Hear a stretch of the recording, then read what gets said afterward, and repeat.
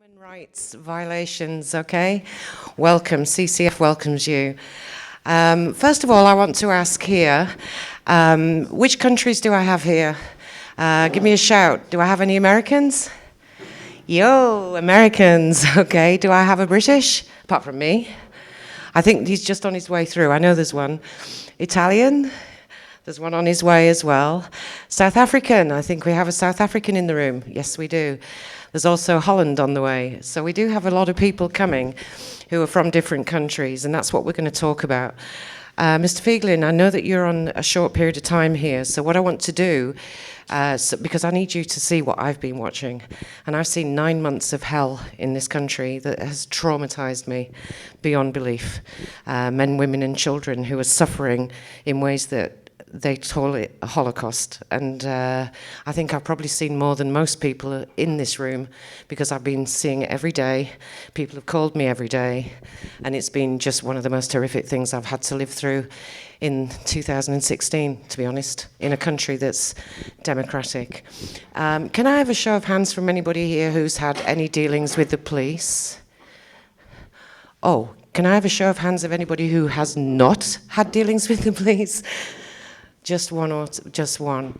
Any show of hands for people who've had a bad time with the social workers? Again. And how many of you have been arrested? How many of you have been to prison? Oh my goodness me. And can I ask if you're all deadbeat losers who have no education and you're all bums? No hands. Okay. I do have some mothers in the room as well. This is not just about fathers, but it is about mothers. So I think I have to say that if we were in the Eurovision Song Contest, would it be 0 points or 12 points? 0 points for Israel's human rights and 12 points for the abuse. What I'd like to do, Moshe, if that's okay, is I just want to start you with a couple of people who've come from overseas. Dale, would you like to just come up? I know you haven't prepared anything, and I will help you. I'd like you to welcome Dale. He's come all the way from Sfat. I'll give you a little background on him. He's actually Barbara Streisand's cousin.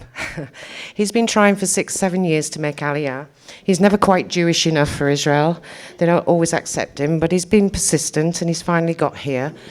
He made Aliyah, they accepted him. He has an Australian-born daughter, or he did have, until when he arrived, the social workers decided they'd rather have her than he had her. So he hasn't got his daughter with him. And as a result of that, the social workers put criminal charges on him for alimut, or violence, the usual thing, yeah? We all know what that looks like. Because of that criminal charges, Aliyah was stopped. He has a wife and 3 children, beautiful children. His baby, little baby, is 5 months old. He's starving. He has no right to be here, no right to leave. His children are ending up with no rights, and he's in a desperate state. I'm going to give him the floor. He's not prepared this, but he's come an awful long way, and he's borrowed money, and I think he's very brave. Okay. You tell me exactly, Dale, what you wanted to say, because I know you've come all this way from Sfat for help. You're desperate for help. Okay. Let me just say, this man is very right-wing Zionist, religious, believes in his country. Well, he did, until he got here. And in the last few months, I've seen him change from, I love this, to, I think I might have to leave and bring my Jewish children up in a different country that's safer for them. Dale, put your plea out, okay? Everyone's watching, okay? Okay, thank you. Thank you. We were living in the Philippines. My wife is from the Philippines, and we were living on a remote island in the Philippines. And in 2009, we decided we wanted to come to Israel and raise our children, or our child, in a Jewish place. And we applied, and we were denied. The Jewish agency didn't know what to do with us, so they kept handing us over to different people. It took about 7-8 months. And I was so upset for being denied, I just wrote letters from the Philippines to different newspapers here, and a couple papers answered me, and one wanted to do an article, and I did an article. It was Haaretz. I didn't know the difference of any newspapers at that time, and they called me in the Philippines, and the headlines, Barbara Streisand is my first cousin, so that the headlines was Barbara Streisand's cousins denied Aliyah. And I was raised in a Jewish family and all that, but I took a bit of a side detour detour when I grew up in the 60s in California, and lived in India a long time. But I came back to Judaism in a very strong way, especially in Asia. And my wife is a giver, and very, very sincere, and we're denied. So anyways, about 40 people wrote to me, say it's not fair, you can't make Aliyah, there's people come to Israel. So there was one lawyer. Let me ask you just right now, what is your current situation and what sort of mess are you in? Okay, well, I have my daughter's going to be 16, one of my daughters, and I don't know if you have a teenager, but they're not the easiest to deal with. So my daughter, about 2 years ago, almost 2 years ago, she was, let's say, acting up, and no one was in the house, and I asked her to do something. I came in 2 hours later, she didn't do it, and so I wanted to see her phone because she was doing things she shouldn't be doing on her phone. So it was a bit of a brawl. You're such a sweet guy. You know how it is here, don't you? You know when you're all getting to your stories. I'm going to try and help you focus because time's short. Okay, your daughter was born in Australia, and due to a call and due to a noise, the social workers came and took her away from you. Am I right? Pretty much right. And she's born in Australia, am I correct? She has American and Australian citizenship. She's born in Australia, yeah. So get to the bottom line is that it took a long time. They finally agreed, the Misrah Hapnim, to give us Aliyah. So when I went down to the Misrah Hapnim to get our pass to get stamped, the man said, the manager of the Sfat office, and that was a long story in itself, said you have a criminal case open. You can't get Aliyah. I said, what are you talking about? We were approved. He says, yeah, you can't. But I said, it's not. You have to hear my side of the story. It's not fair. So my wife's from the Philippines, she's from the country. We have 4 kids. We don't get a cent from the government. Nothing. We have to live. So it's so difficult, and we just wanted to come here and live and raise our kids in a Jewish way. And my children are speaking very good Hebrew now. It's almost 3 years, and it's one thing after another. And my wife was worried because we have small children. Dale, let me just explain to you here that this man's made Aliyah. He has no money. He can't make Aliyah. He's not been fed. His eldest son has no rights. His wife is running out of rights. And soon he's going to have to leave because he's starving to death up in Sfat. And now he can't leave because he has a criminal case. So like many, many people in this room, he's not a human being. He doesn't belong and he does not belong. He can't leave and he can't stay. And Dale's come all the way from Sfat to ask for help. He needs help desperately, desperately from someone in authority. And here we have someone. Is there anything else you want to add for me, Dale, at this point? Well, our first choice is to stay in Israel. It took a lot to come here. We didn't get the red carpet treatment from Nefesh B'Nefesh, complete opposite. And we're here, and every day is a battle. We had a nice property in the Philippines. We came here, and we're living very difficult. And we just want to live here get rid of expunge this case or whatever, so we can live like normal people. You're great. Listen, he wants to live here, but would you advise people to make Aliyah? Well, I would not advise. I think it's not such a blanket thing. I think they really got to look into it and check everything out because it's not all cracked up what it says it's going to be. We'll talk a bit later. Thank you. Isn't he great? Don't you think? The stories get worse. Simon. Where do you come? Oh, you're British. You're like me. And you're so polite like me. And you think like me that there's justice here. Don't you? I hope there is. All right. You know how to... I can't let you tell your whole story because everybody here knows that there are lots and lots of stories. But let me just give you a background. Simon is British. He's not Israeli. He's actually a tourist, if you want to put it that way. But he does have a wife and children. He's trapped in Israel. He can't leave. And why is he trapped? And I'll tell you, he's trapped for future mezanot. The thing that everyone tells me is not true happened to my ex. 800,000 shekel a head to be able to go and live his life somewhere. He's bankrupt, he's destitute, and also this lovely tourist got arrested for a false claim because they don't just pick on Israelis, There's no discrimination. Let's pick on the tourists. Let's get them in jail as well. Hi, I'm not used to giving speeches or being in front of people. I'm Simon Satka. I came to Israel to have a Jewish family and to grow up here. I've worked hard all my life. I've worked hard all my life, and I gave all my earnings to the mother of my children, and she's hidden everything. And when things got bad, she called the police and had me removed. I was thrown out virtually in the street, not understanding the language, not understanding the procedure, question at 4:30 in the morning, not being allowed to make a phone call. I went to the Ravacha thinking, just like in England, that they protect the children, because I was scared for the danger of my children. I faced court cases. Can you work here? No. I Oh, can't work here. All my life I've worked outside Israel. I was spending a week here or 2 weeks here and working in Asia. All my earnings, my business collapsed through the 2008 crisis. I came back. I have no family to come back to as such. Simon, how human do you feel right now? I don't feel very human. I've had to fight every single day, being slapped from different courts in different places. Visitation arrangement cancelled. My youngest daughter is in such a state of parental alienation that it's been advised by the court that she needs to have a psychodiagnostic analyzed. My wife, my soon-to-be ex-wife, refuses to agree to the process. Tell me, how does it feel to be taken by the police, treated like a dog, like a criminal, with no Hebrew, no help, and no understanding of the system? It's being humiliated, to be taken in shackle outside Petah Tikva court. I've never hurt anybody in my life. I've never raised a hand to anybody in my life. And to go through the cycle of not knowing, not understanding, and it's not about the truth or justice. It's, from what I see, is how much connections you have. If you're well connected and you know who to turn to, you can get your way. It's not what you know, it's who you know. Okay, we're going to cut you short because I know the time's short for you.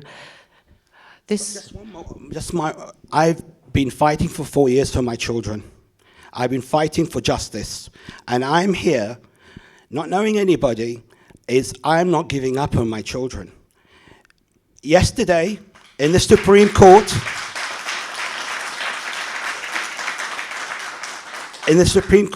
a rabbinic court in Jerusalem, they're forcing her to get a get. And outside the court, she said to me, I have my family, I have the children. With a click of my finger, I can take the children away from you. And for all I care, you can jump out the window. And is this fair, that I can't recover myself, start working, providing for my children, to be locked up here like a prisoner? My mother is sick in England. I can't go back because I need guarantees. And I even offered to give her most of the house and to pay all future alimony as well. But she refuses to let me leave the country. We'll do you again, I promise. Simon, you see the trauma? You see the trauma? I hope you can feel the trauma of normal, regular people. Zion, I want you to just come down and talk to me for a minute. I'm going to give you guys a background on this. Zion's an American-born. His parents made Aliyah when he was 8, and he came to live here at the age of 8. He left the country for quite a while and raised 3 children by himself in America, and came back because he thought it'd be nice for his son to have a bar mitzvah, his big one to be in the army, and so on and so forth. The rejection that he made of a woman who made advances at him resulted in a false claim to the Revacha, saying that his children were starving, they were barefoot, and they weren't at school. Ironically, your children were taken from school. He's going to tell you a little bit, but I just want you to know that as of Friday, his American-born children, he cannot ever see them again, ever. No phone calls, no communication. They've been split. And his son told the world on a phone call last week, they took my dad, my sister, my brother, me, my heart, and they've broken me. And he is locked up with no computer, no phone, and nothing. And he's 13, denied a bar mitzvah. The Rabbanut said, tough. I know how you're feeling, so go for it. Say what you want to say to. Okay. Good evening. Erev Tov. Fil Wastal Arabi. Masal Khair. Yeah, as Marianne said, my children were taken away a year and a half ago after being a returned resident, Toshav Choser, and from one phone call from a friend, a lady friend, not even a girlfriend, the Revacha came to my kids' school in Jerusalem and took my children away. My daughter I've seen 6 times, maybe for 5 minutes at a time in the last year and a half. My 13-year-old, they just disconnected me from him. He suffers from epilepsy. The reason I came back to Israel after 10 years of not being here, and these are children that I raised basically all their lives, but especially since 2008, when their mother chose drugs and a boyfriend over her own children. I raised them. I finally came back to Israel in 2014, and by 2015 they were taken. I was accused of alimut b'mishpacha. Interesting enough, different than others, and not like the past, I have not been arrested and have not been brought up on charges. However, You are under arrest right now. yeah, that's right. Before I continue, I just want to say to all the fathers, be strong. No alcohol, no drugs. Do not commit suicide. Be strong. Stand tall. This is our courtroom, and the judges and social workers have to know this is the beginning. You're on trial now, and we're not afraid of you, and we will stand tall. אנחנו נעמוד חזק, לא לפחד, לא להתאבד.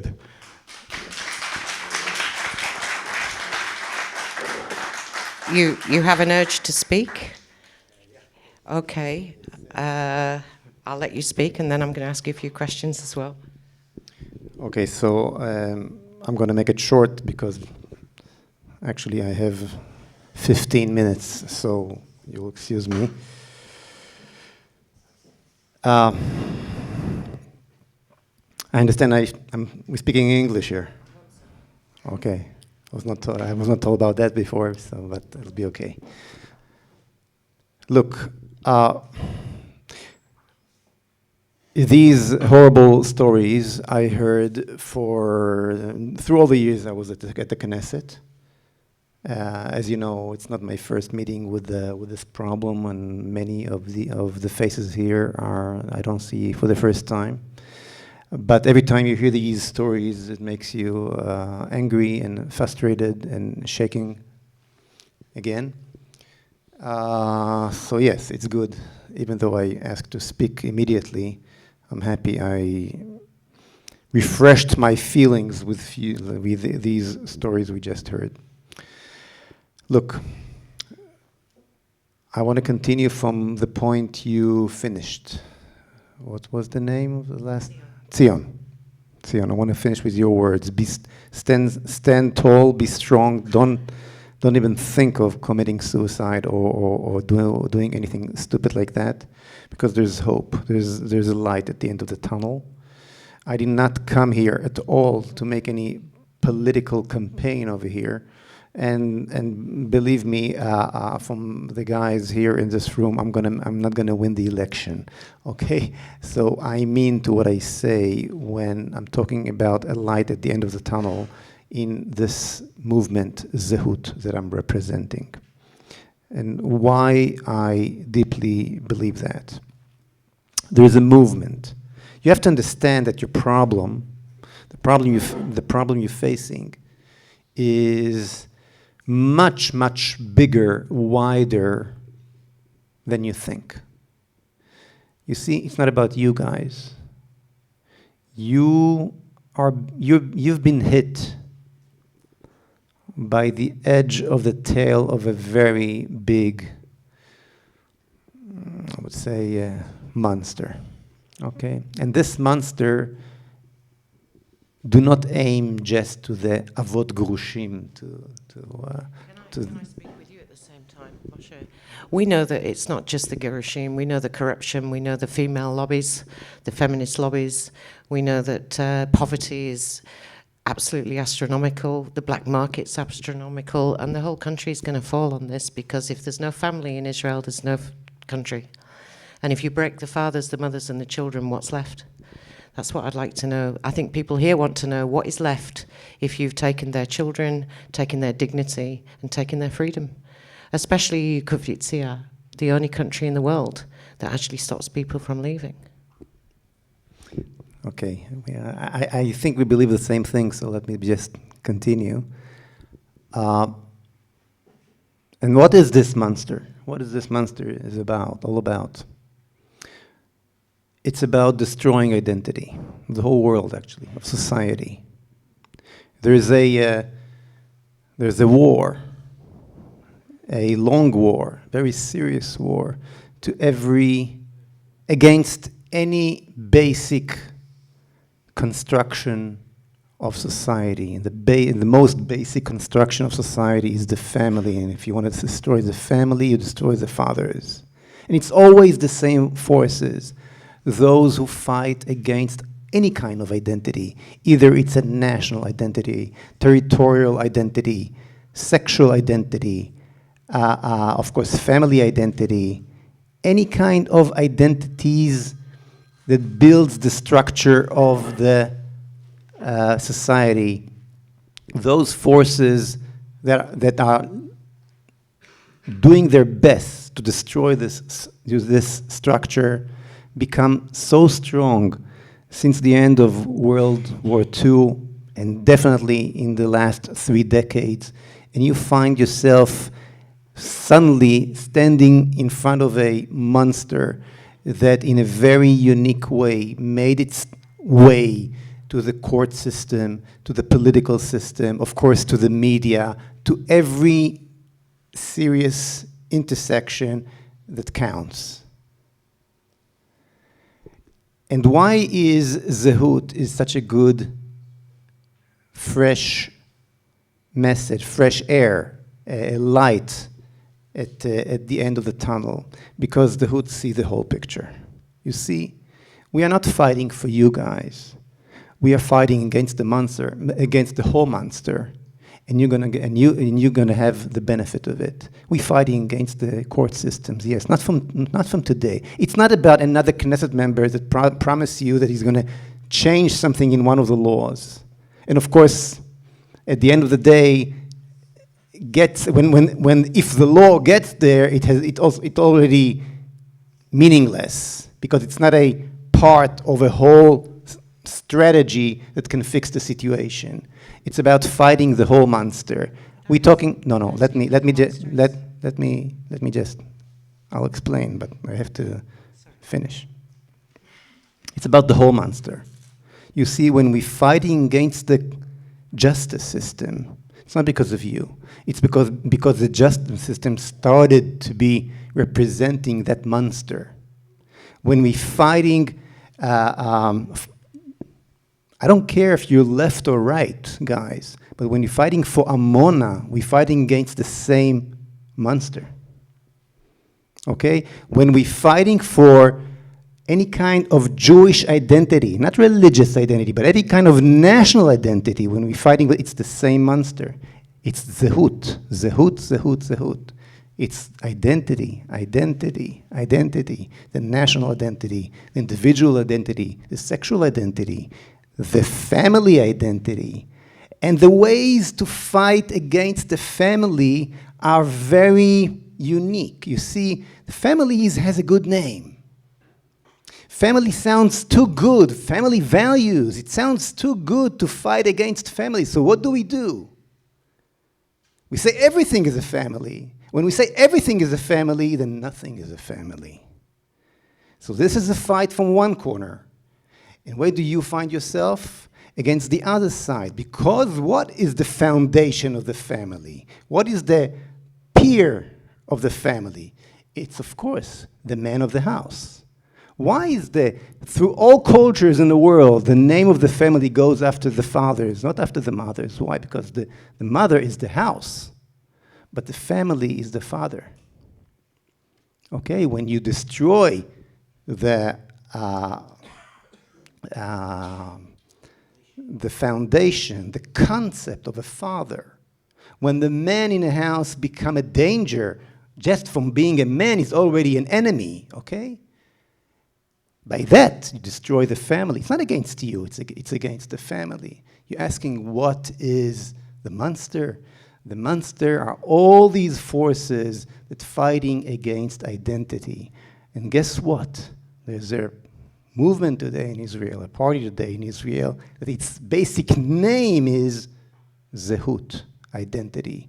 And therefore, we're not going to jest. We're not just not going to, and God willing, we're going to get in the coming Knesset with the very serious forces, Be'ezrat Hashem. We're going to do it, Be'ezrat Hashem. And we're not going to just pass a little fixing in a little law that might help you somehow. No, this is not what we're going to do. And we're not even fighting for you. We're fighting against that monster.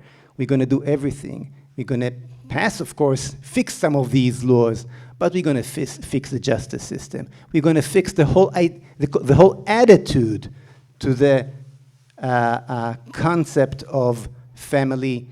We deal with the whole disease at the same time, and not only with the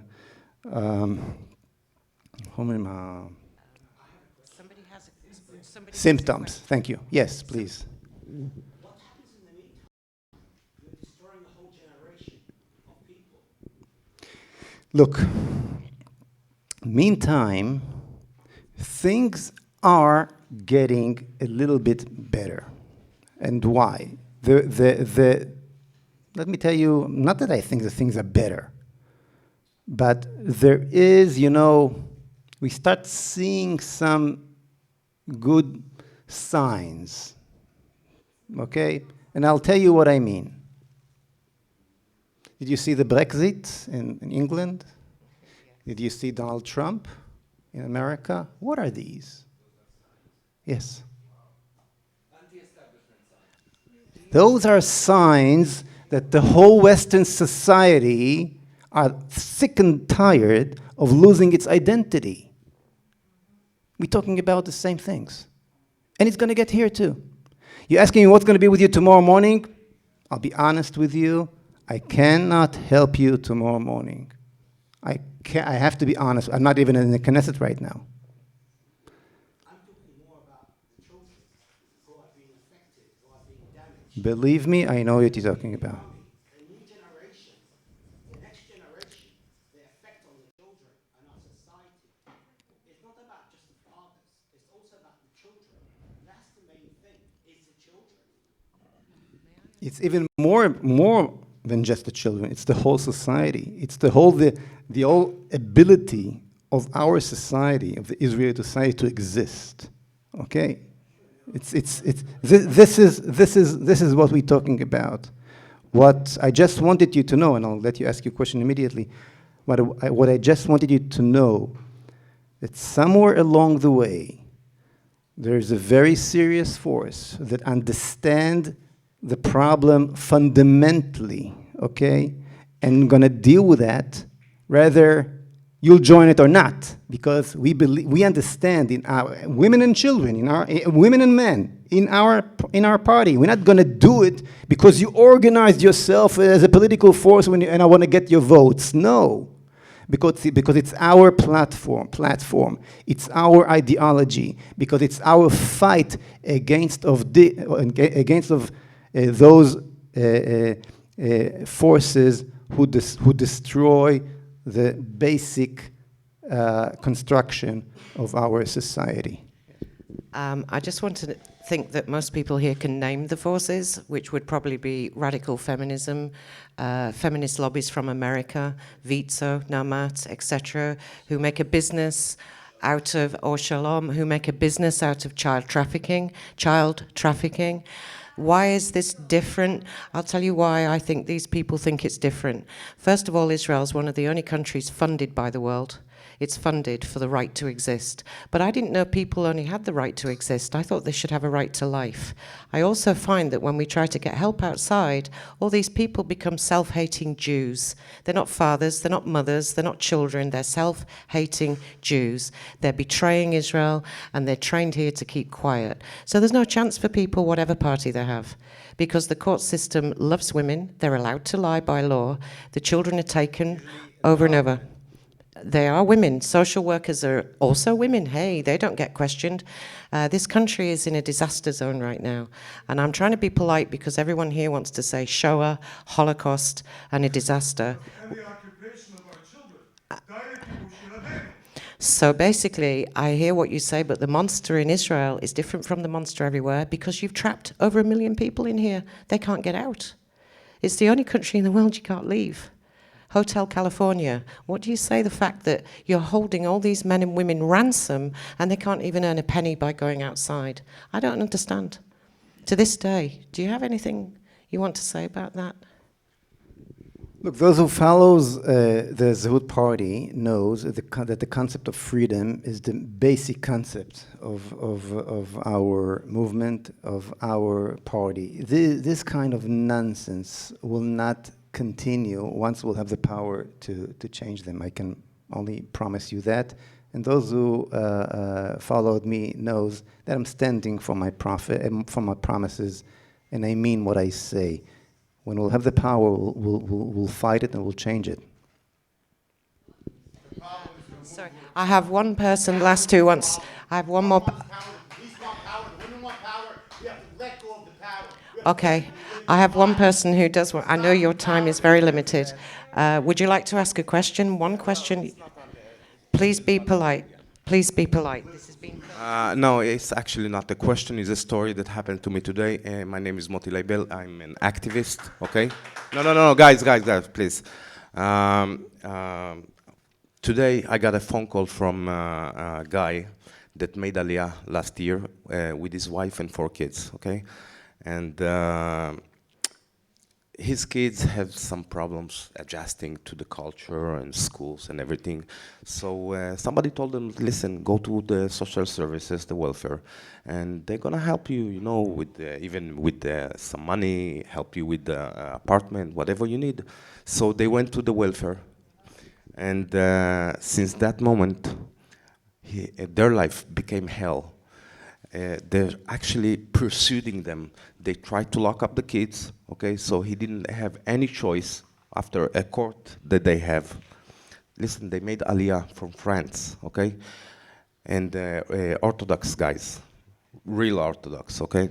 And he called me today and he said, Moti, listen, on March this year, I took the kids and I took them back to France. Why? He told me why. How can I close the case? How can I close the file against the welfare? How can I get them off my back? And I told him, listen, my friend, I'm very sorry. Me, myself, I'm born and raised in Israel, okay? I served my country, I love my country. Excuse me, but I hate the Knesset members, okay? They do not care from us. We are the small people. Hold on. You know what my advice for him was, okay? I told him, in these words, my friend, buy a ticket and get the hell out of here, because if you, no, guys, you do not need to applause for that. It's a very, very sad story that a born and raised, okay, a Jewish guy in Israel is telling people to leave Israel, okay? It's very sad. It cannot be. We are, my friend, I'm gonna tell you something. We are smuggling people out of Israel, okay? People that are standing almost behind bars, taking the kids, put them in institutions, okay? Private institutions. Why? Because of money, okay? Like my friend said, child trafficking. Thank you. I'm going to hand it back to you. Last thing before you leave. There are people being smuggled out. Lots and lots of people are trying to swim. There are people who are threatened not to come here today. Facebook is being closed down all the time. We know Homeland Security are trying to stop everyone speaking through the government. Cyber crimes, people are arrested. What is it happening? No one's even allowed to speak. It's really frightening. There should have been 3 times more people here, but they're too scared to be here. Okay, I told you that when I started that it's not the first time I hear those stories. What I didn't tell you that I used to go and visit in jail, men and women that are being in jail for a long period of times, okay, and because of those reasons. The concept is very simple. We want the whole country, but we want as minimum as state as can be. We want a small state. We want a small government. We want to minor the involvement of the state in our private lives to the minimum that's possible. And therefore, and really, I'm telling you, people don't understand that concept here in Israel. People think that the state is their fathers and mothers. Basically, the concept that the state come instead of the family is a communist, ultra-leftist concept, you know? Mother Russia, right? Mother whatever. In the Stalin regime, a child that gave away his parents to the gulags was a hero. This is what we're talking about, a state that comes instead of the family. We're talking about taking the power from the state, giving it back to the community and to the family. And we're talking about doing that in all circles of life, in education, of course in the economy, and of course in any kind of family circles, giving back the authority to the family and to the men of the house. Without doing that these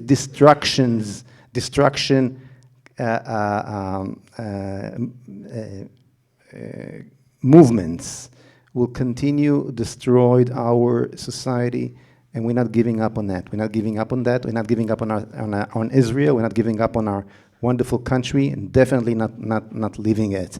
But I'm leaving now because that was the deal, and I have to run. I'll just tell you one more thing. I don't need you to fight for you. So that's a good message. Thank you very much. Please tell all your friends that Israel is being sued and sued and sued from everywhere in the world. So, and we're going to keep on doing it, aren't we? Yes, we are, because there's nowhere else to go but outside. Oh dear, Marigold, Marigold. How many people don't know Marigold's story? Okay, I'm going to just give you a tiny background on Marigold. She's going to give you a nice bit of news. She didn't marry the State of Israel, although they think that she did in America. She's mother of twins who are now 10 or 11 years old. And they were taken away from her 3 years ago, on the grounds that they might be autistic or a little behind at school. You know, the usual excuses that they give. No tests were done, and those children have been held now for 3 years in the most appalling way. I think there's a few people in here know that the social workers force children to lie. They force children to say things they don't want to say because they're scared, and Marigold's no exception. Marigold, do you want to say what's on your mind to the world, huh? My girls were raped in Edessim by a house father and 2 guides, one called Marianne, the other one called Owen, the gorilla, with the small one. Everyone knows what that means. If your girl tells you, Mum, they'd hurt me downstairs and they leave ugly stuff on my tummy with red in it, anyone knows their child's been raped, and anyone has to believe their child. I believe my daughters until the end of time. In Israel, there was no recourse. No courts gave me any rights. So I went and did an international case and sued them. Just tell everyone here what the decision was in Oklahoma about your husband. The State of Israel is my husband, the father of my children. My case was closed on the grounds that it's only a custody case. A custody case. I didn't know that I slept with the State of Israel. I didn't know that they impregnated me. I didn't know that that's it, but I've appealed. and I'm praying for my good news. My girls were taken by force to the judge in my case. She managed to threaten them to tell the judge that they want to stay there for another 6 months, instead of coming home when they're begged to come home. I'm going to hold this for you, just 1 second. Okay, that question in English. Let's name the judges for a minute. I'll take that question. I just want to ask you as well, because you're a criminal right now, aren't you? Yes. You've published pictures of your own children for the weekend, which is not allowed, but they're publishing pictures of her children to raise money abroad as abandoned children. Can you believe that? Can you believe that? In the Vitso magazine. Is it Vitso? SOS Villages and Vitso are advertising her children. This is a new lawsuit. Okay, talk about the treatment you've had in the Israel court, Marigold. I've changed. First of all, was with Tova Peri, the criminal judge of the youth court, that has no respect for children's rights, that knows that they were raped and did nothing. I've had Galit Mor-Vygotsky, who's also a criminal. After all, she allowed them to bring the children to work behind my back. She does not want to give me my children back. I have never had a fair trial in Israel. That's why I'm suing abroad. I believe in the justice system of the world, not of Israel. Israel, it is all corrupt, from the bottom to the top. Well said. Well said.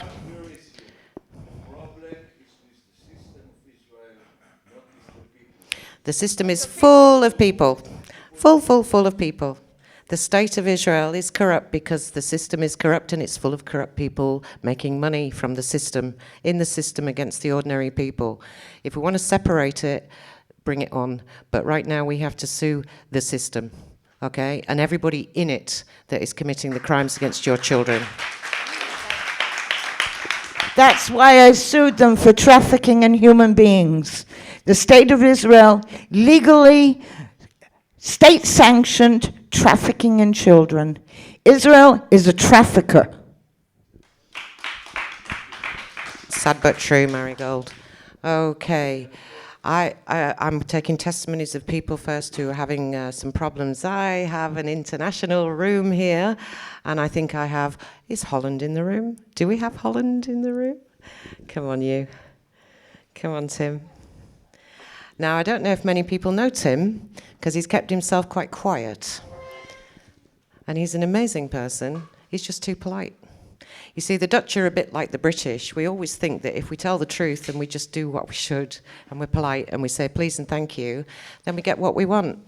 Does anybody know the name Judge Macias in this room? Oh, has anybody think she's an amazing judge or no? She's a criminal, but she's nice to Tim, just like Elianus is nice to Simon. Because all the foreigners think these judges are nice, you know, because they say nice things. Tim, oh my God, hiya. Tim lives in a field, basically. His 7 million shekel house is down the road, and he lives in a field. It's beautiful. It's like a size of a car garage, a car lot. But he's very good with his hands, and you built it real good, didn't you? Do you want to tell everybody here what's going on for you? You're not an Israeli. I don't think you have a work permit. It kind of comes and goes a bit, doesn't it? Let's go for it, Tim. Tell everybody who you are. Hello, my name is Tim. I came before 16 years, married, with a woman who had nothing, built up everything, built 2 businesses, built a house. And when everything was ready, she just called to the police and said that I hit her and that I have to leave the house. I lived 4.5 months just on the street. And house arrest, if I recall, yeah? We went to court for divorce. The judge asked for a polygraph because of all the lies. And out of the polygraph came that she was lying. She was lying about that I hit her. She was lying about all the things that she said. Still, I didn't get any rights. What? No, because she lied, not him, remember? The judge did nothing with it, while the judge asked for the polygraph. And yeah, since then, it's 5 years ago. I had 23 hearings. Not one decision from the judge. The house is written on Tabo on my name and my ex-wife. The mashkanta, everything is written on both names. But there is nothing, no decision. My last hearing was in January 2015. And whenever I ask, I just want to finish it, I just want to solve it, I want to go on with my life. Nothing is happening. In the meantime, she's only writing to the Misrat Apnim in Jerusalem that I am very aggressive guy and all kinds of things like that. Before 16 months, I was in court in Misrat Apnim in Jerusalem. Till now, no decision. 14th of October, I went again to the Misrat Apnim. I get all the time for 3 months, my Taudat Zut. And the last time on 14th of October, the woman say, I can do nothing for you. So I'm without Taudat Zut. You see, you weren't born to this. You were born in Holland, in Europe, what we would call in the other side of the sea, a free country, where we know that if we tell the truth long enough, a judge will listen, or we have an ombudsman, or we have somewhere to complain. But he's Dutch, and there are a lot of Dutch people here like this, aren't there, I hear? Yeah, and especially I met a few Dutch people already in the meantime. And most of the guys really suffer like crazy, but are afraid to leave the house or say something to their wives because they see my example. So they are captured in their house and really treated like crazy. It's unbelievable. I just don't understand that you can go nowhere. And really nothing is... I am not allowed to work, so I cannot earn money, but I have to pay Bituch Leumi because I'm in the country. Maybe I'm too simple for this. I just don't understand. My kids wants to see me, and I'm lucky that my ex is only happy if I see my kids. And if I then want to take them to Holland and they are happy and I get some money from friends because my mother is in the end of her life, and somebody come to pick me up and drive to the house or where my kids live to take them, and the mother say even, I wish you a nice week with your grandmother, I'm so happy for you and enjoy and please take care of them. And I come to Ben Gurion, we show our passports and she closed the border. And my kids are crying on the floor and devastating. Just because she can, yeah? Just because she can. And she just say, it's not me. He did it. While the guy in Ben Gurion say, but it's written in the computer that it's you. And I just cannot understand. I understand she wants to divorce. And the judge say it will take a short time. I'm 5 years and nothing is moving. Why 5 years? What's going on that it's taking that long? I really don't know. my lawyer just all the Max time, Lipkin. all the time ask for hearings, and or her lawyer cancel it, or the judge cancel it, and it's without any reason. And what I understand that if a meeting or a hearing is cancelled, it should be that in 2 weeks there should be another one. Not 2 years. It's really crazy. So for all of those of you who are born here, we are going to give you some ways out of this hopefully soon. These people have come to live in your country and made children and businesses, and they thought it was going to be okay. And you're born in jail, remember? You're born in jail. He's not. He's not born there. And he doesn't understand this feeling of no justice like you do. So understand for foreign nationals it's much more difficult. Is there anything else you want to add, Tim? Yeah, that the accusations keep on coming. She accused me from rape. She accused me from hitting my kids. And we make a polygraph and she's lying. And then when I come to the criminal court, and I come with this polygraph from the court, the judge just said, we cannot use this here.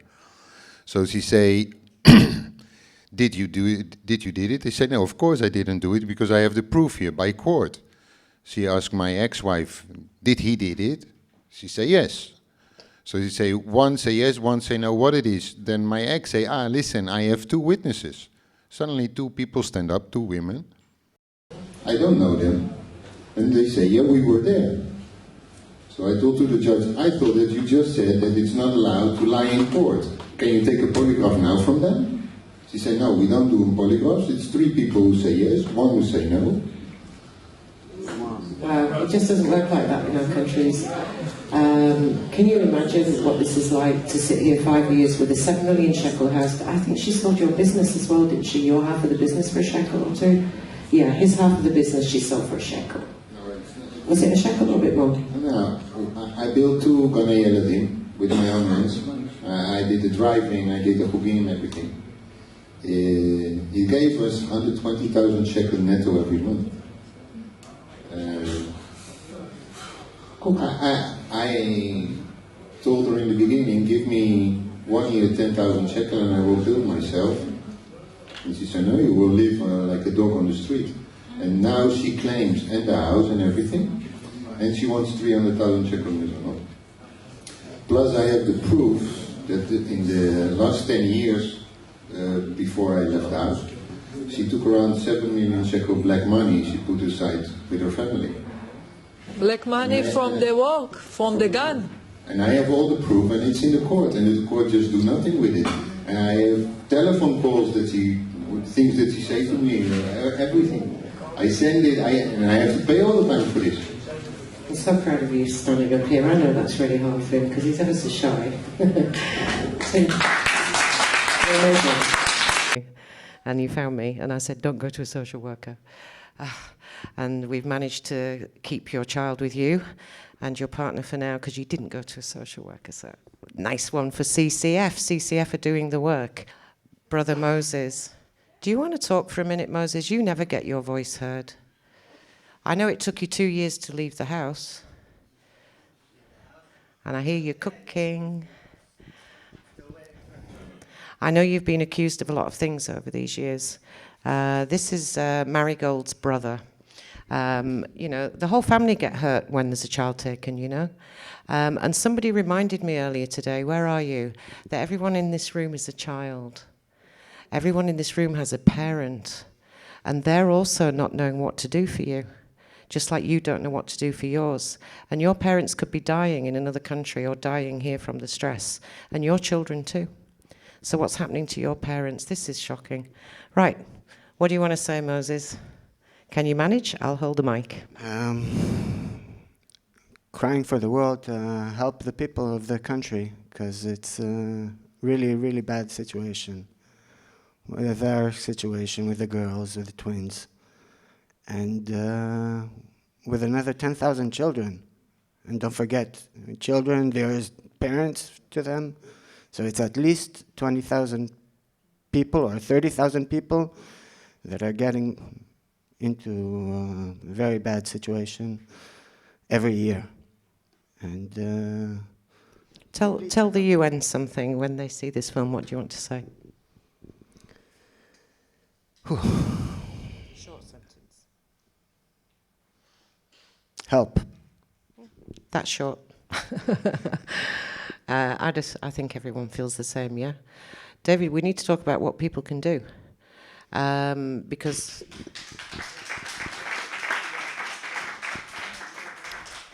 Raphael, I'm holding the microphone today, so how many Raphaels do we have in the room today? Because I know there's about 300 Raphael Rubin profiles on Facebook. Just one. Last year when I was here, Raphael had contact centre visits with his girls. We'll say this for the camera. He was playing in the contact centre as if they were at the beach because the mother had decided they couldn't go to the beach. So they all played, swimming costumes, blah, blah. And he was accused of actually touching them and doing the wrong things because they weren't dressed. This is in a contact center, Merkas Kesher in Hebrew, and so they kind of threw him out and told him to explain himself. Last year, Raphael went round with his violin, playing to anyone and everyone who'd listen, outside Chaim Katz's house and on the street and everywhere and everywhere. And you actually succeeded. I'll give you that. For your music, you did succeed in getting them out of the Merkas Kesher. One of the people, just again for the record for the UN, who played with him committed suicide this year, and he's one of many, but Danny Zeron committed suicide who played with you. Now, Raphael, you got your children back for a bit, and then the next thing I know, you're in a psychiatric unit when I saw you on Facebook. Okay, so that's where I'm getting at. So first of all, I just had a question about the contact centers. Okay, so there are 80 contact centers in Israel. 64. 64. I think about 25% of all fathers are being sent there. The way they are, although they're a very small part of the entire judicial system, they are an essential part because they are actually used as an alternative to visitation rights, meaning that instead of actually cutting off the fathers completely, they offer an alternative, but in fact, it is an alternative that allows to cut fathers officially. What happened? How is things for you now? What are you trying to do? I've been cut off my children, Abigail and Deborah, 3 weeks ago because I took a lawyer, whose name I won't say here, who asked to stop the judicial process with a judge whose name I won't say here. Say the judge's name, please. We want the judge's name. The judge is Tamar Snunit Furo. She did not allow 3 psychologists who came to my home, Elena Tserbakov, Tovi Peled, and Paula Sadowski, for 40 hours, sat with me and my kids. She refused any of my witnesses, not one of my witnesses, and she also refused to make further assessments, even though she actually condemned the original family assessment that was made. And thereafter, she actually invited this same Machon Shalem, Dr. Sherry, psychologist, to actually come to testify. And this Dr. Sherry, a few weeks ago, asked to cut me off. Obviously, I sued him, not obviously, I sued him for 2 million shekel in the courts before that. So, and the judge herself attacked him a few months ago. Okay, so Raphael, sorry to cut you because I know time's short, but you're from France, so we have another dual national here. I've met your mother. She's obviously in shock about this. Your whole life is about suing and suing and suing. Why can't you go live in Paris and just have a nice, quiet life? I've come to realize something very important in the last few weeks. For the last 3 years, I was fighting for every single minute with my kids and living under constant threat of being cut. And the mother obviously is probably not sane because any normal parent realizes the importance of 2 parents. Now, I've realized that instead of fighting for every single minute with my kids, it is actually much more important that I should fight for my own self and let the judicial process that I have committed involved, and it will eventually lead to myself being sane and strong and also justice to be made. Well done, Raphael. Thank you very much. Okay. We're still doing okay for time because you've got a lot of people to help. I want to just say something nice, you know. This is a CCF conference. Hello there to you. Hello to you. We have another Italian in the room, another European. CCF, the Coalition for Children and Families, we're doing this here today because there is human rights violations. We do have good news. I've got half a good news story, haven't I? Half a good news story. Simon, who's sitting here, is South African. Simon got caught up, not married, no children, but very much in the Atzala poll and bankruptcy. Simon. Russell. Wow, where did I've got Simon in my brain. Russell, how could I forget you? I know you're not human, but you still have a name, huh? We wrote about him and published it outside, and he got some support from France. As a result of that, he could use a CCF lawyer, and he's en route to getting out and sorting out his life.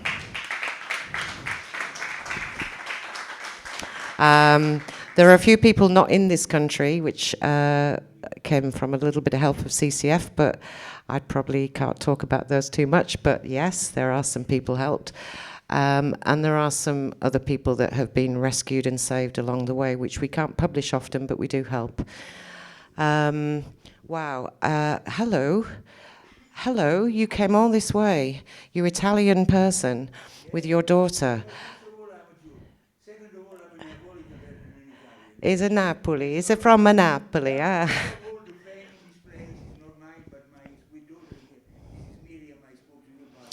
Okay. I don't know where to start with this one for you, but I just need to cover it because we do need to move on to tell you how to fix these things or what we can do.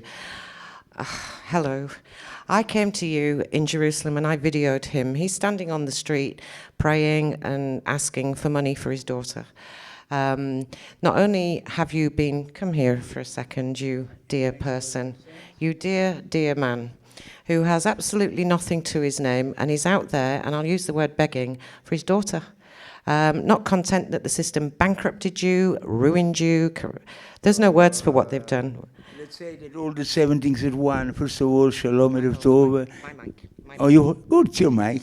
I'm not going to go take you to a BAM shop. I'm not that bad off.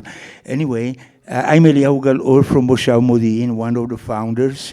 I'm here with my daughter Miriam, who is the daughter of a certain amount of corruption in the system, which we might get into details. I don't know how much time I have.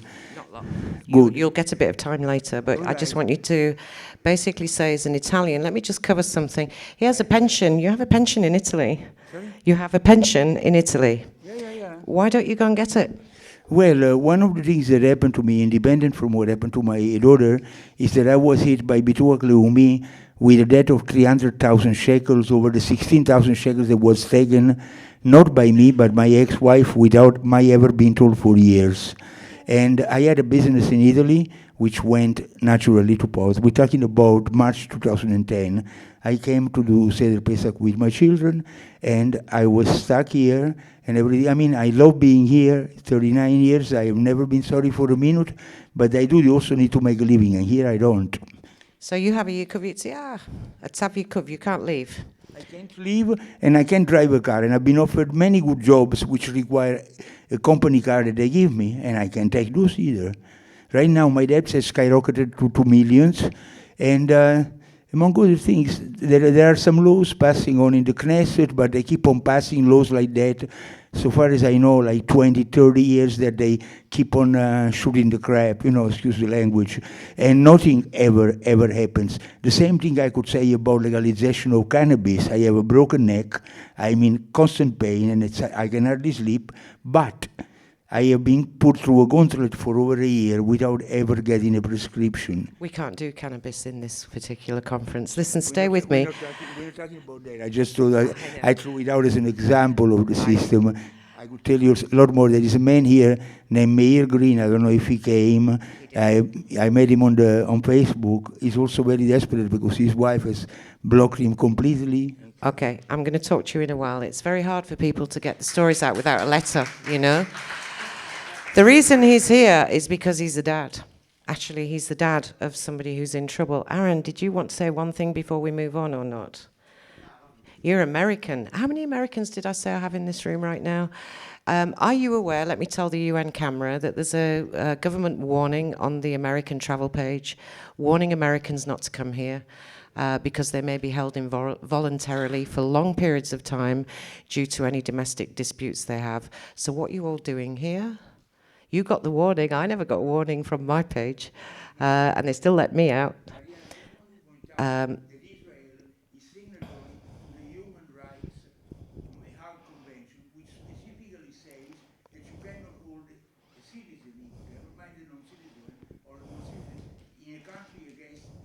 Israel is signatory to all sorts of things which we're going to talk about, but it doesn't mean a damn thing.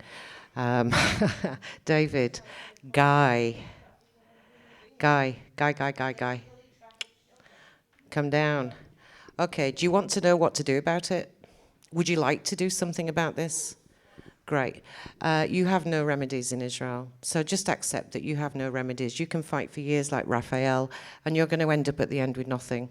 You'll end up, with nothing. For the most part, 99% of you won't win. I'm saving you for later, trust me. You won't win because we're going to cover the rights of the child. So why not fight from abroad? Okay? Let's see what we can do. It's over to the amazing David Weiss and Guy. Come here, Guy. Guy's Argentinian, a little Argentinian, and you may not know him, but he was so dead famous here, it's unbelievable. And you were writing songs for stars, and you were traveling the way. He even knows Simon Cowell. Could do with him as a backer in Westlife and band, so he was a big shot. He's not now, because he's homeless, and I have an exclusive Hebrew video that was banned by Channel 2, which is just sat in my email today, so you're all going to see it in the next couple of days. They followed you for 3 years, Guy. Not literally followed you like you were a criminal, but you had the cameras for 3 years watching your decline to homelessness, yeah? Yeah, the first homelessness. The first. He's been homeless so often. And he's going to talk in a minute about, as an Argentinian, what's happened and what you need to do to be able to sue. And here with him, he's going to sit here and I'm going to stand there. This man is recognized as the enemy of the State of Israel. He is the #1 enemy of the State of Israel. CCF are kind of like #2, but David, you've beaten us. He is amazing. He's registered in everywhere as the man to be careful of. He has registered so many lawsuits against the State of Israel that you just wouldn't believe it. And he knows how to do it. And we're getting there. Yeah?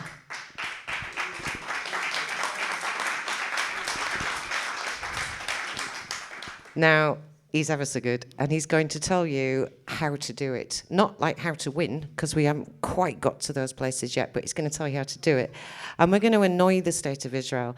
Like a mosquito, we need to annoy the system, with a fly and a bee and a buzz, because we have to, or they won't listen to you. They're just not going to listen to you. And some of you are very lucky that you're dual nationals and you can actually do it better. But we'll find a way to help the Israelis. Who wants to go first, you geniuses? You. Go for it. Go for it, Guy. Hi. Those who knows me or those who don't know me, it doesn't matter. Let me take you back to 1944, 43.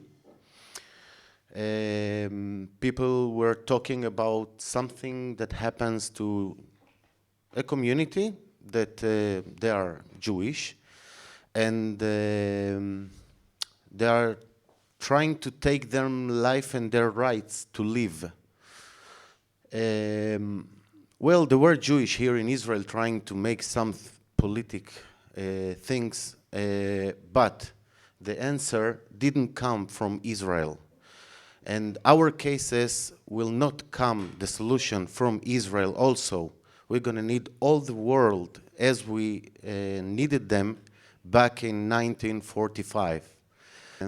Also in the Moses in Egypt, that we asked for freedom because also our rights were there taken from us. So this camera is more important than this Knesset or this Haver Knesset that wants to be a Haver Knesset.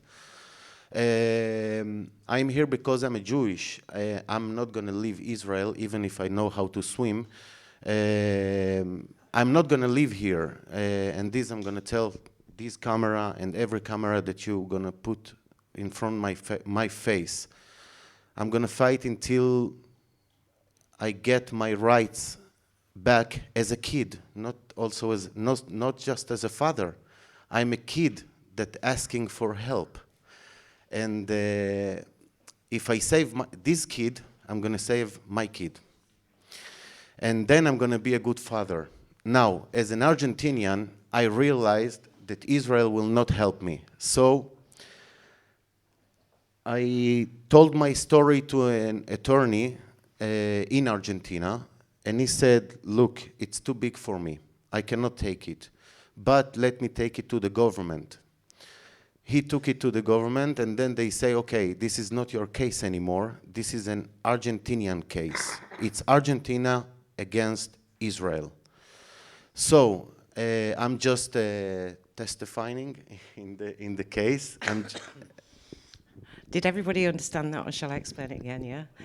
His testimony, and this is what he's going to really insist on how to do it, went to his natural country, and they have taken that case not as Gaital, but actually as Argentina, against the state of Israel for parental alienation.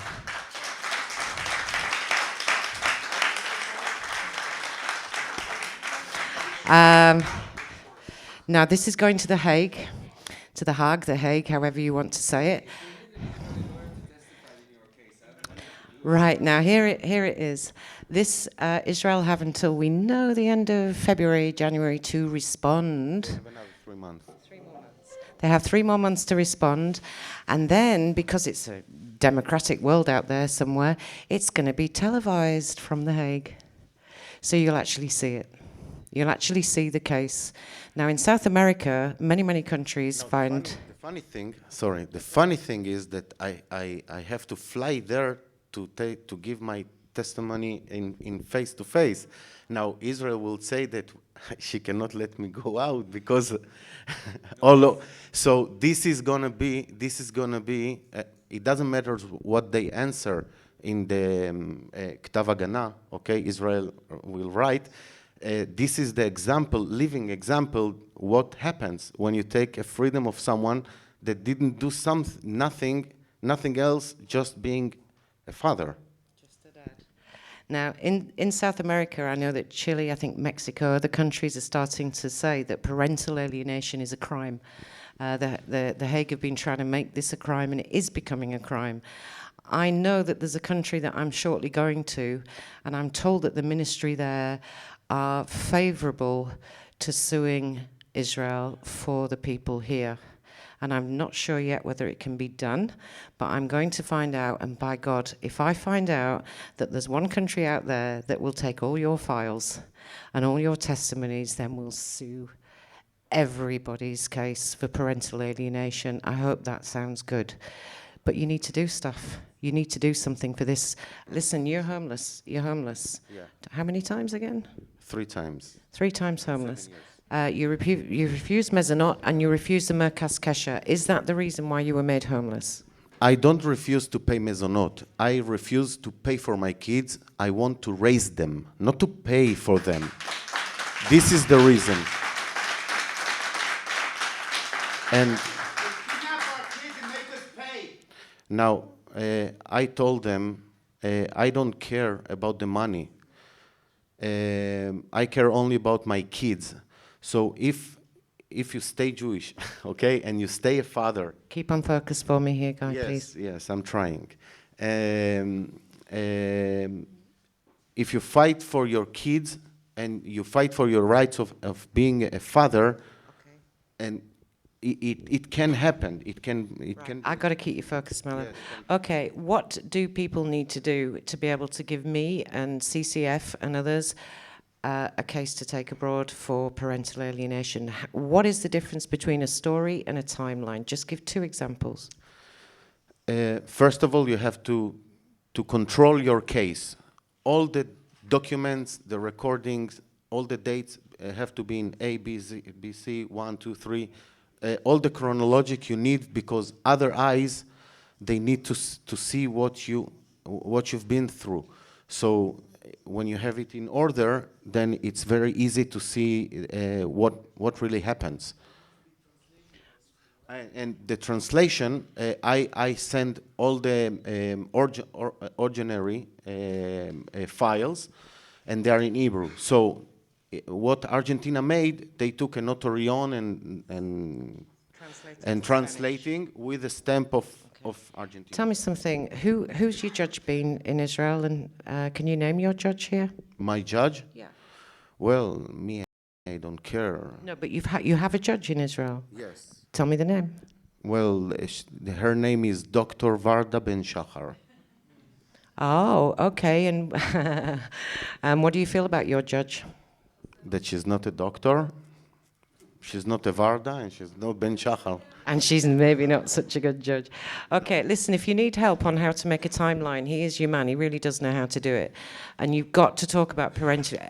Does anybody want to sue for parental alienation? Please come to us at CCF. David, you're not the last but least, because I've got a whole bunch of children's stuff to talk about before it ends. Sorry, Motti, we might be 5 minutes late. David, okay, the enemy of the state. He's still alive. He's under arrest, and he came. I'm not number one. Oh, sorry. And he came. Okay, go for it, Dave. Dave, all yours. I don't need to control you, do I? You can have the mic. Okay, thank you. It's really hard for me to hear these stories. It always is. I came here 10 years ago from the United States. I want to give a 1-minute background before going into this. So Tzvika, if you can keep me on track so I don't go over. I was an advisor to the chairman of the Knesset Social Welfare Lobby. My whole life I've been working with at-risk kids in various professional positions. I consulted with the director of the Department of Children and Family Services to renovate the child welfare system in the Chicago area. 14 million people. We brought from being one of the lowest in the United States to number 1 in the country, and brought the United States child welfare system from towards the bottom of the OECD towards the top. And I'm not saying any of this to brag. Right now, my organization, like CCF, has special consultative status with the UN. And I thought when I would go for divorce that the social workers that were appointed to our case would understand that I'm not just somebody who speaks from the air or ignorance about child welfare. When I filed for divorce because my ex was abusing my children, that these things would matter to the social workers. Instead, it worked against me. In other words, I would have been better off being a plumber or a taxi driver who didn't have the experience that I had. Yeah, that was exactly it. That made me more of an enemy. And they told me they were lying in court. They would testify to the judge, lie after lie after lie. They would lie to me in the meetings. I got to a point where I would record the meetings that I would have with these social workers and their psychiatrists and their psychologists, et cetera, to document the lies that they were telling. I found by 2010 that got me nowhere. I found that this system was thoroughly corrupt. And that's when I decided that it was time to turn to the system that I knew, the court systems in the United States that I've been familiar with most of my life. Again, I said that I'd been working in child welfare, so I've been dealing with family courts in the United States, social workers in the United States, and I understood how those court systems worked. So 2010, I told the social workers, I'm going to expose you, and I'm going to turn to the American courts. They thought that was a lie. By the way, I think Zion was saying stay strong. Okay, the social workers were telling me for 2 years at that point, everybody understands that the system here works wonderfully. It's wonderful here. You are the only one who thinks there's a problem. And I heard that for 2 years. And I knew that there's a difference between night and day with what I was seeing here in the system here and what I saw in the United States. And one last thing I have to emphasize, I've been around the world, I've seen a lot of parents. Israeli parents are the best in the world. All right. I've seen them play with children in the parks. I see how Israeli parents raise their children. They're the best in the world. There's no excuse why Israel performs the worst in child welfare in the OECD. Not one excuse for that. What you see on the streets, we should be number 1 in the world, and that bothers me. And so I had to turn to the American court system to sue them. Filed my first lawsuit against them in 2011. At the same time, I took all of those recordings that I told you about. By the way, advice that I have for you, every time you talk to a social worker, a psychiatrist, a psychologist, any official in this country, put a recorder in your pocket and record it. All right? The only way the truth gets documented. I made a YouTube channel called The Unpromised Land, where I broadcast their lies out there in a sarcastic way, used that in evidence in court. We sued Moshe Kachlon, who was the Minister of Welfare at the time. Who was the Minister of Justice? No, it was before Livni. It was before Livni. Naaman, yes. Right. Yeah, so we went with Simona Steinmetz on down to my Piket Zad. All right? Now, we were a grassroots effort to do this. Cost us $350 to file this lawsuit. That's 1,000 shekels it cost us. Cost me to file the first one, okay? I'm just standing with you because it's so good to be with someone famous like you. And again, don't put a target on my head. I'm not the point here is that there's not any one of us is the superstar, and we should not have that mentality. We should have a grassroots mentality, because they come and I've been arrested a number of times. I was just arrested a couple weeks ago. I had 3 warrants for my arrest, cleared off 2 of them. As I stand here, there's still a warrant out for my arrest. Thankfully, there's not any police in the room right now to arrest me, okay? They might be. So at any rate, they cut my head off. We need 5 more heads out there. So this got to be a grassroots mentality, not a me mentality. At any rate, it cost me $350 to file my first federal lawsuit for what was it, $20 million against Revacha. They had to hire Arnold and Porter, as you may have heard on the news. They retain them at $1,000 an hour. They have to pay a $100,000 retainer to hire them. So for every dollar I spend, they have to spend 100 or more to defend me, against me. I also sued their American supporters. So you named some of these defendants: Witzo, Naamat, New Israel Fund. Schusterman. Schusterman's not mine, that's hers. So these supporters of what's happening to you, the financial backers, that's $3 billion a year that they raise in the United States. It's a lot of profit they make off of you. All right, you are very lucrative for them. And of taking your children away from, and I'm sorry, Mary Gold is not paranoid here. This started with the Yemenite children in the 1950s. And it hasn't stopped. It's going on and on and on.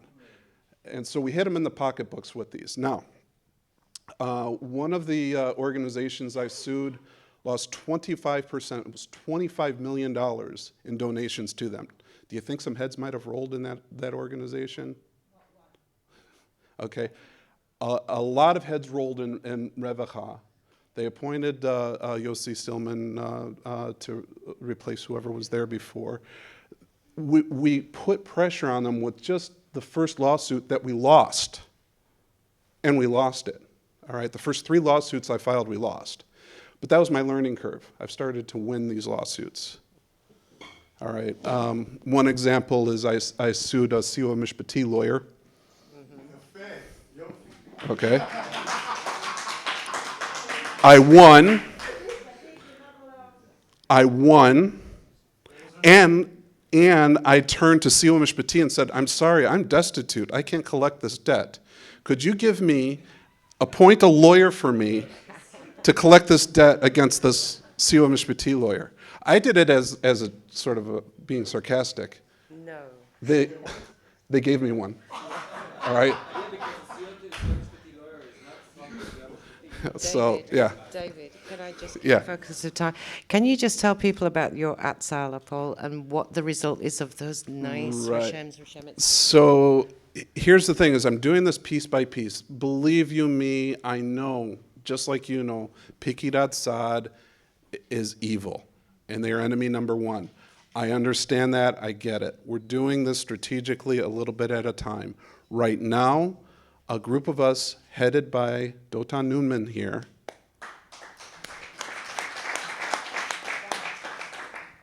we have filed a lawsuit against Hotzala Poal for $1 billion in New York. He's spearheading this. He's a brilliant man. There's another person in this room, by the way. Some of you have seen that my English improved dramatically overnight, and but thanks to that person, my Hebrew has improved quite a bit. Give us the bottom line of. So at any rate, we are trying to turn this into a class action lawsuit representing 80,000 divorced fathers in Hotzala Poal. We'd like to recruit a couple more you American citizens, talk to the two of us before we leave tonight. We're suing them under what's called the Racketeering, Influence, Corruption, Corrupt Organizations Act. That's saying that they're a mafia.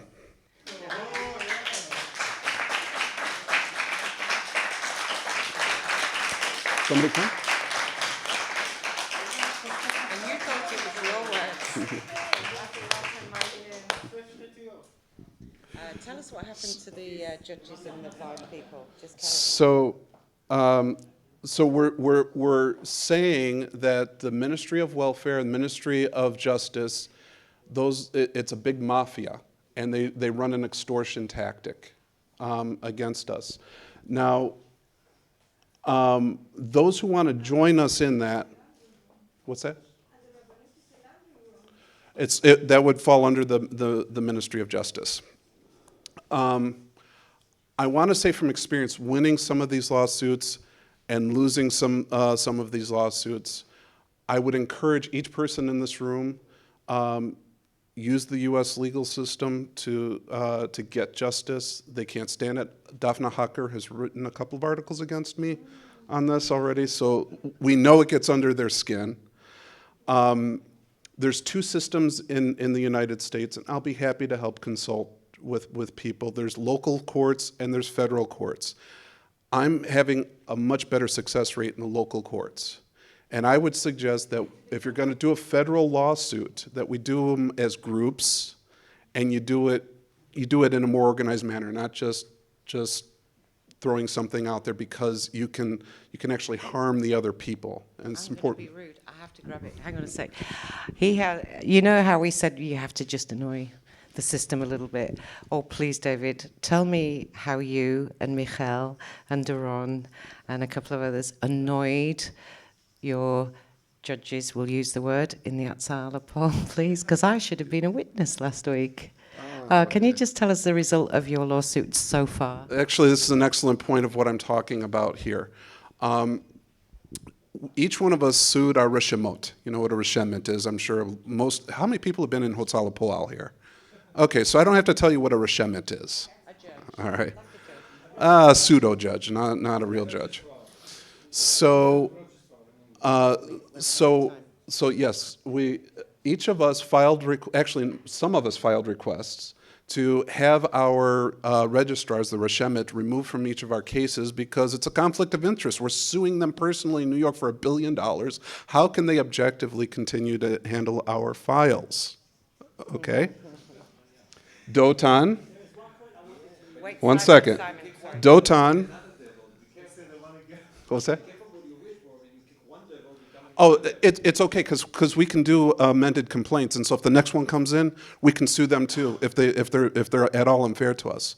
So that's not a problem. David, we're running out of time, sweetheart. Okay, so out of 5 of us, four of the reshemot recused themselves from the files. He spearheaded that. I think yours just left without. No, Michael's. Okay, Michael didn't need. One of us didn't need to even request. She just left. Names of the. Okay, I've got to grab the mic from you, honey. Okay. What I want to ask everybody here with CCF, he's amazing. We need you, if you want to sue from the States, you can do a little one, that takes 2 minutes online. Hold on. Little one, no, you could do $1 million lawsuits in a local court. Okay, when we say little. But we also mean a few $1,000s just to annoy. Yeah, but I mean, in other words, for about the same price to file Yeah, you could do $1 billion one in a local court, or you could do it in federal court. I'm trying to encourage you to avoid the federal court if you're going to do it by yourself and you're not quite sure what you're doing. Do it in the local court. I'm going to cut you for a minute. Okay. Right. Listen, Motti has kindly allowed us to run over a little bit on his Kenneth, and I'm really grateful. Thank you for that, because he's going to talk more in Hebrew. Listen to this. Right now, this has been filmed for the UN, okay? The UN, we are a civil society. We can't do everything through the UN because they're not a court, but we can do it through the states, and we can annoy, we can pester, and we can scare. Mm-hmm. And David knows how to do it. So how many of you would like to consider making a lawsuit in the States? Yeah, a few of you? Okay. Real quick, anybody who wants to join a Hotzah Poal case with us, we're wrapping it up tonight. So talk to us afterwards. If you want to do your own individual lawsuit on something else, I'll talk to you about how to do it in a local court instead of a federal court. The civil society, we have been writing letters for you. We wrote for somebody who's sitting behind a camera this week. We've written for a hero that's over there 4 times in a week. And finally, we're getting answers from the rapporteurs.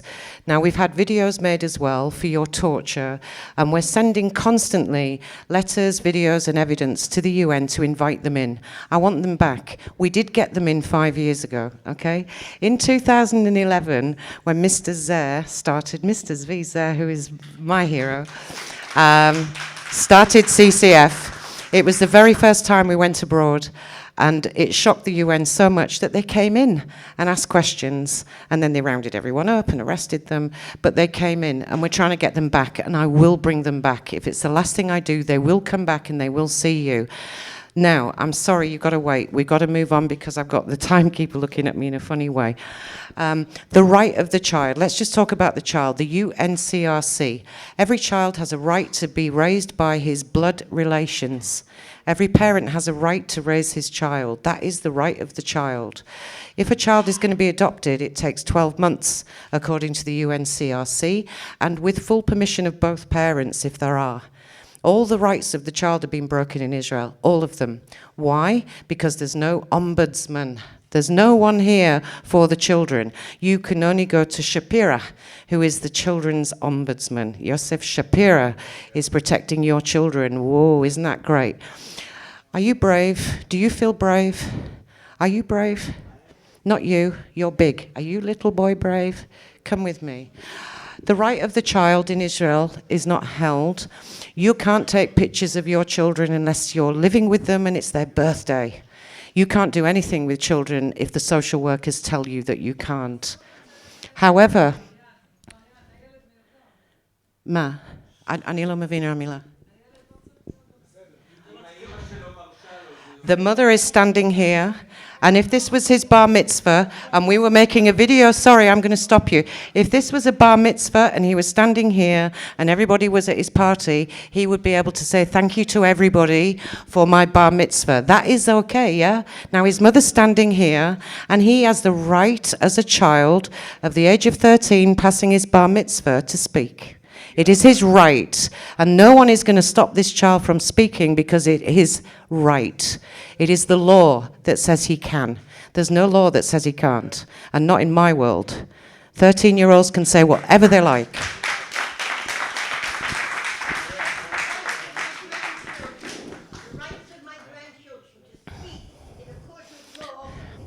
Right. Now, I'm just going to stress this again. That children are shown on Facebook having baths, riding horses, having donkeys, eating cake. Everyone shows their kids every weekend doing whatever they want to do. This child is standing with his mother, this young 13-year-old boy, and he came all the way from Jerusalem because he wants to tell the UN what it's like to be a child in an emergency center. I think he has the right, don't you? Yeah. I also think this mother is incredible because she got her kid back. I need someone who knows how to use a discount key in my computer because we want to show some happy family pictures. Somebody help me? I know you're upset about this, some people, but is anyone telling me a kid can't speak? Great. Off you go. Do you want to hold the mic and help him with this because you know his story? Do you want to hold the mic? Now, Yael is South African, okay? And obviously, you're a little bit of both. Come over here. And your name is? Orel. My name is Orel. Okay, Aurel, and I understand that you were taken to an emergency center. Am I right? Yes. Okay. So do you want to tell everybody what it was like inside there? Well, it wasn't fun. Okay, I know it wasn't fun. Do you want to try and describe how it felt for you? So I was taken there, and it was just like out of the blue. One night they told me I was going, and the second day I was in a taxi going there. So they took me there, and once I was there, I met my new house mother and everything. And after a few days, like they let me go out of the house in there, and I met other kids, and the kids were like, for a couple days were nice, and then they started being abusive. And so were the staff. The staff, like at the start, one of the staff members, which is a volunteer, hit me, and I fell to the ground, and like I started crying because it hurt. And then afterwards, like towards the end, another staff member choked me. Which emergency center were you in Israel? Do you remember where you were? Yeah, in Arad. It's a name called Neradim. Okay. And tell me, could you see your mum all the time or not all the time? Only 2 times a week. What was it like for the other 5 days? Not fun. Like I was there, and I was needed to be with the other kids, and they kept annoying me and bugging me. And What about going to school? Because I understand when you're in an emergency center or you're held, tell me what it was like to go to school. there wasn't really a school. It wasn't even approved by the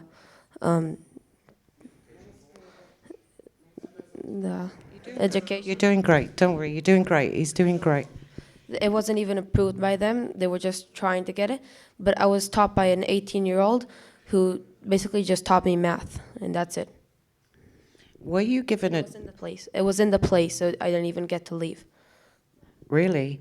So did you get a judge given to you or someone so that you could tell the court what you wanted? I wasn't really able to tell the court directly. I had to tell someone who would tell the court, like my lawyer. It wasn't really a good lawyer. She didn't even listen to me, and she said what she thought, not what I thought. I can't. Do you remember? Oh, she'll tell us. So tell me, when you told your lawyer things, are you saying that the lawyer said things that she thought that you wanted to say, not what you actually said? I told her something, and she says that like, okay, I'll tell him that, but I'll tell him like, that's what he thinks. I think exactly opposite. I don't like. She would represent herself basically. Okay, so we know that in Israel the law is, as I still understand it, 30 days in an emergency center. Can anyone correct me if that's wrong? It's still 30 days by law to hold a child. 30 days. How long were you in the emergency center for? From July up till Purim. Up until Purim? 9 months in an emergency center. 9 months. 3 to 6. 3 to 6 is the max. And when did you come home? Was it this year? Yeah. It was just like, it was Purim. So I'm not going to put words into your mouth because that's not fair, and I want you to tell it exactly as it is. But what was the worst thing about being in there? Not being able to be with my mom and not being able to be at home and going to school and being with my mom. Not being able to live a normal life. Did they tell you why they took you? I kept asking, but they told me that like it's not my fault, mommy's fault. And when mommy asked why they took me, they kept telling mommy it's not her fault, it's my fault. So like they were twisting it around.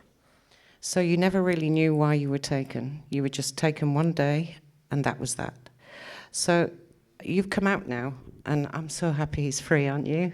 I'm so happy he's free. And she fought for this. I met her last year, and I told her the only hero that any child has in their life is their parent. That is the hero. The hero is the parent. And she fought for you, didn't she? Yeah. Tell me, what's it like to be home now? Does it feel strange? A little bit, but I'm it's way better than being there, and I like being home, and it's fun. I'm living a normal life again. What was the food like?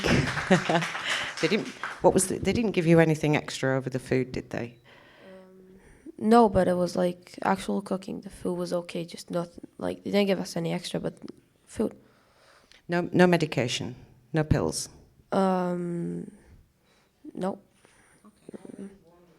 Oh, she told him, don't, if the food tastes funny, don't eat it. If you could put something in your mouth, spit it out. He got all the rules from his heroic mother.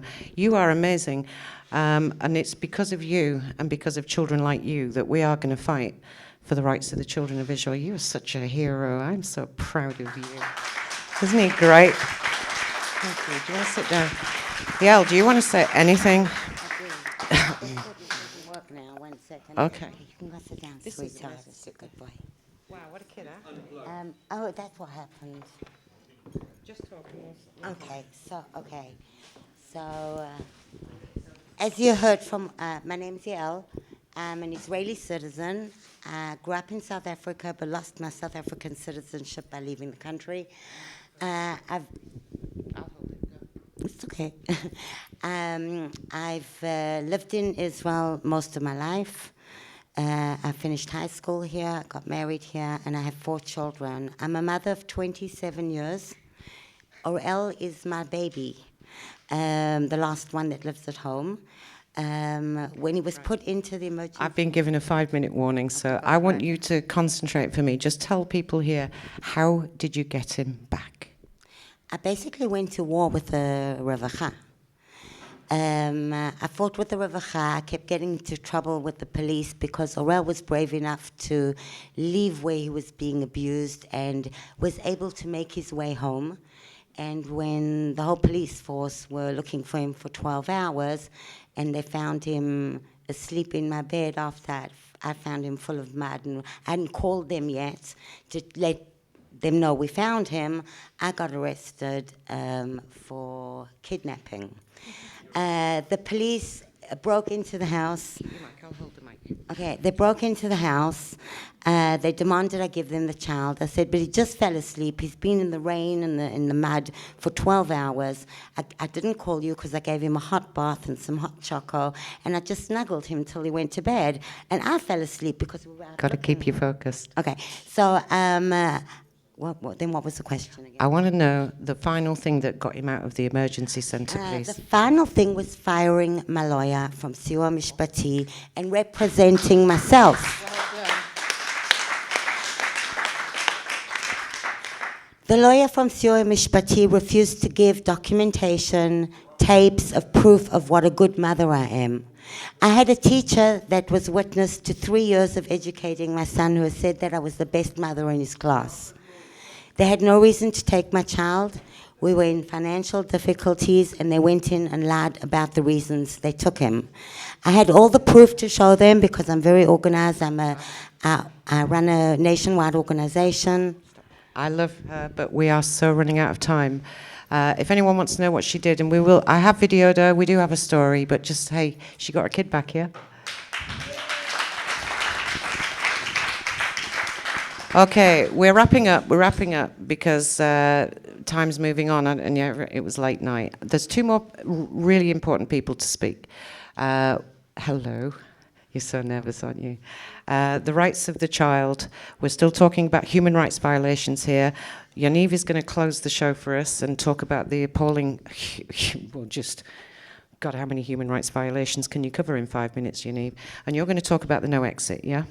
The no exit order, let me just tell you, and I'm just going to introduce this. Do you know that it's only Israel that does this? You're born to a no exit order. You just wait for the day it's going to come on you. You do not know that you're born in prison. That's why the people here are fighting harder, because they weren't born in a jail. So listen to the foreign citizens. They know what they're doing. They're fighting because they were born free. Go for it. Thank you. Hi. State of exit order and damages to the human rights. Is it possible to issue state of exit order in the execution office without outstanding death? The answer to this is yes. Stay of exit orders are very often issued during divorce proceeding or after couple has divorced. During divorce process, in concern exists that one of the spouses may run away from the country and turn the other spouse into agun or aguna, there exists the option to issue stay of exit order.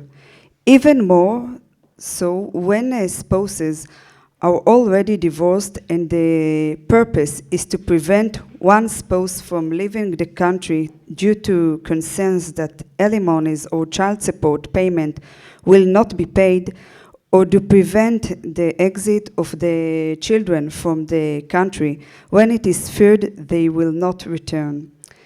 The order is issued at the request of one of parties in the divorce process and involves much more than simply depositing the passport and closing the borders.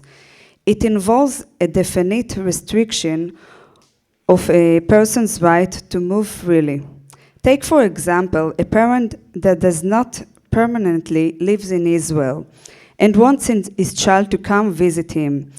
If a stay of exit order was issued against the children, obviously without the children's control, since they are minors, he may not see them for a very long time. A stay of exit order of minors is a common, yet explosive order. Sometimes one spouse uses the children in order to hurt the other. Preventing one of parties from seeing his or her children may cause significant distance, emotional and physical, from the children. A parent who will try to take his children out of the country without the permission of the other party, even prior to the signing of the divorce agreement, may be blamed for intentionally sabotaging the agreement the parties made. Stay of exit orders are issued based on lack of agreement between the spouses. A judge may even issue an order that is only based on an argument. For example, when one of the parties said that he may or not pay child support for various reasons, a woman may argue before the court that there is a tiny debt of 10 shekels, and until it is not proved otherwise, and even if she knows this is not true, there will be issued standing stay of exit order for her ex-husband. This, of course, may hurt his livelihood, the money he earns to pay alimony, and leaves him penniless while he is still obligated to pay child support. A stay of exit order is valid for 1 year and can be renewed. In an alimony case, there is no limit on order period. The spouses that was affected by the stay of exit order may petition the court and suggest why he think the court order is wrong. In some cases, the court may allow him exit under restriction conditions, like a hefty bond, and when his return can be guaranteed. This bond, sometimes up to thousands of shekels, is deposited at the time of his departure from the country and refunded upon his return. In addition, the court will demand the guarantee of the third party, and such guarantee will be removed upon the debtor's returns to the country. During the time the debtor is abroad, the guarantor will be prohibited from exiting the country in his place. I will give an example of a stay of exit order that was issued in Israel. A divorced person came to me for consolation. He works for a high-tech company in Israel, and his managers are in the USA. His family members also live in the US, while his wife is Israeli, and he chose to do Aliyah for her. His ex-wife decided that he didn't pay his half of unusual expense, in this case 100 shekels, the amount he should have paid for the after-school activity of one of the children. The wife quickly and easily opened an execution file in which is not only demanded the 100 shekels he owes her, but also claimed she worries for the next year's child support payments, an option given to her by the Israeli law. You should understand the execution proceeding is tedious, exhausting, and expensive. First, the husband has to file motion to cancel the order in the execution office. If his motion is denied, then he has to file an appeal to the family court. Can you come to the summary? Yes. I believe that in a situation when human rights are being violated, a bit of compassion will lead to a more just result, especially in cases in which a father is paying child support regularly and finds himself in complex and threatening legal chaos, in which he has a slim chance to defend his basic rights. Thank you. Okay, right, you know what? You can never end a CCF event. It's ending, it's ending. Don't go yet, don't leave yet. This is the best bit. Yaniv Moyal, as the chairman of CCF, has got to finish this off for 2 seconds. With a microphone, please. With a mic. With a microphone, please. This is 2 seconds. You can leave if you want, but he has to finish as the chairman of CCF. I'll finish it very short about in English about what my view about what's happening and why is it happening, and I hope that it will help people see it my way. There is a saying in Hebrew that the road to hell is filled with good intentions, and we talked here about the right of the child, and I would like to drop a bomb here. And I think that the right of the child is basically a slogan in order to take the right of the parents away. Basically, if you said the child have his own rights, you said, okay, who's gonna decide what's the right of the child? And they said the judge will, not the parents, the judge. And then that's the way you take the parents right away. So what happens that brought us to the point that we are today? Few things. First, the 1989 Convention of the Right of the Child. That's basically a move from the right of the parents, like I said, to the right of the child. Basically, they fool us to believe that this is a way to give rights to children like they are their own person. The best interest of the child is not how the parents view it, it's how a judge or the country or the state see it. The feminist movement, and especially the feminist nationalist movement, like Vitzo and Naamat, all those organizations controlled the revacha, the social welfare, controlled the institutions, basically took a privatized institution that used to be government institutions and put a profit as a factor in it. Now, when you have a profit and you have kids, you got corruptions and you got kids trafficking. And that's what's happening. Justice system that based on, not on fact-finding, and justice system based on agenda. If you have an agenda, you basically in 1995 we created the family court, which is not a family court, it's a feminine court. It's a court that was supposed to contradict the rabbinical court that men used to have more power there. So they said, okay, we'll create a feminine court, which will be the family court, and there we'll give an advantage to the woman. There are going to be women judges, going to be women social welfare. And you got to stop. And I got to stop.